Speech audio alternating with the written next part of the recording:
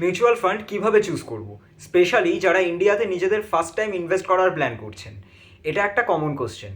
Mutual fund সিলেকশনের প্রসেসটা কিছু স্পেসিফিক প্যারামিটার্সের ওপর বেস্ট। এই প্যারামিটার্সগুলো হলো রিটার্ন এক্সপেকটেশন, রিস্ক টলারেন্স আর ইনভেস্টমেন্ট হরিজন।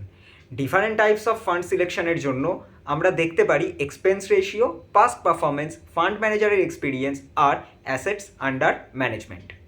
সো যখন আপনি রিসার্চ করে ফেলেন, আপনাকে ক্লিয়ার আইডিয়া থাকতে হবে কোথায় আর কেমন ক্যাটাগরির ফান্ডসে ইনভেস্ট করা উচিত। প্রথমে বেসিক জিনিসটা বোঝা দরকার। আপনি যখন মিউচুয়াল ফান্ডে ইনভেস্ট করবেন, keep your target clear in mind.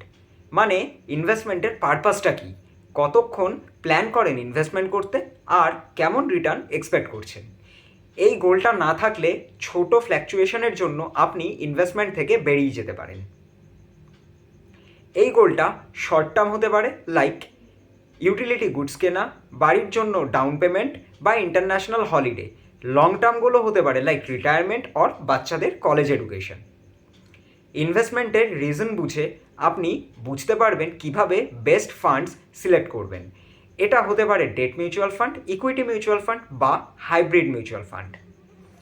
Example হিসেবে কিছু ইনভেস্টরের মেইন অবজেক্টিভ হতে পারে ক্যাপিটাল অ্যাপ্রিসিয়েশন, অন্যেরা ট্যাক্স সেভিংসের জন্য ইনভেস্ট করতে পারেন। রিস্ক অ্যানালিসিস করা ও অনেক ইম্পর্টেন্ট। রিস্কটা আসে not knowing what you are getting into. Equity mutual ফান্ডসে ইনভেস্ট করলে মার্কেট ফ্ল্যাকচুয়েশনের জন্য রিস্ক থাকে, বাট লং টার্মে হাই রিটার্ন এক্সপেক্ট করা যায়।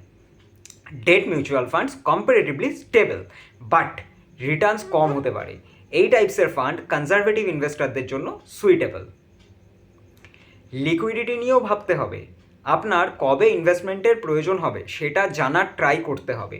শর্ট পিরিয়ডে টাকা প্রয়োজন হলে ইকুইটি মিউচুয়াল ফান্ডস ইনভেস্ট করা সুইটেবল না। ইনভেস্টমেন্ট স্ট্র্যাটেজিও গুরুত্বপূর্ণ একটা বিষয়। ফান্ড হাউসের স্ট্র্যাটেজি আর আপনার ফিলোসফি ম্যাচ করলে ভালো। ফান্ড পারফরমেন্স নিয়েও ভাবতে হবে। এই পারফরমেন্সটা রিজনেবল টাইম ফ্রেমের মধ্যে দেখা উচিত। ফান্ড ম্যানেজার বা ফান্ড ম্যানেজমেন্ট টিমের পারফরমেন্স ডিটেলস চেক করতে হবে।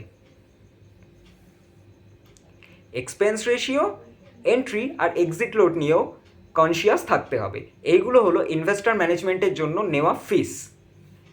ট্যাক্স ডাইরেক্ট প্ল্যান নিয়েও জানা থাকতে হবে। রিটার্নস ট্যাক্সেবল হতে পারে ইনকাম ট্যাক্স অ্যাক্ট অনুযায়ী। So happy investing. আর যদি এই টপিকের ব্যাপারে আরও শিখতে চান তাহলে আমাদের ওয়েবসাইট www.profitnama.com ভিজিট করুন, লিঙ্ক ডেসক্রিপশনে দেওয়া আছে। আর আমাদের চ্যানেলটি সাবস্ক্রাইব করুন আর নিয়মিত আপডেট পান যে কীভাবে ইনভেস্টিং আর ওয়েলথ ক্রিয়েশন করতে হয়।